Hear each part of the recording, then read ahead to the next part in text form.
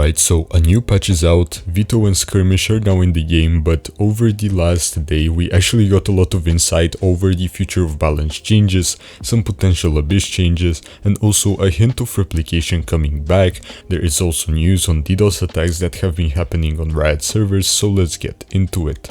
Alright, so first of all, we got a very widespread rumor all over the community which was about Riot contacting esports teams about very huge balance changes coming to the whole agent pool before the Game Changers Championship in Seoul, which is at the end of November.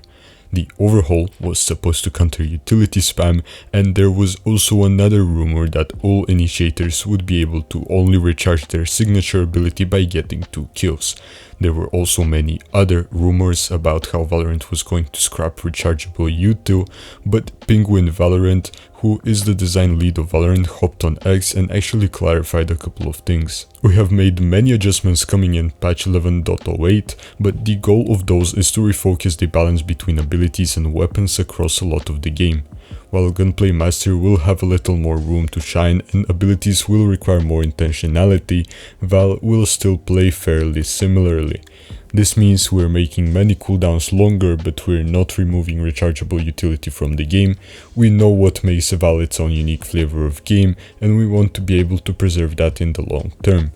Impactful and powerful abilities will always be a part of that, especially when coordinated well amongst high-skilled players. And adding one last note about the dates, real information and details will be out shortly next week. Now you also might not see me again on your recommended page, so subscribing would be greatly appreciated. But anyways, let's continue. In Valorant's TikTok trailer for Veto, which was filmed on Abyss, there were actually a couple of changes to the map, at least on B side. The nest had its left corner removed, and also there were boxes in one corner of the site. So far, these were the only changes shown, but I bet there are going to be more changes across the map. I'm expecting this change to come in the next patch, but I'm still not fully certain, so don't take my words on that.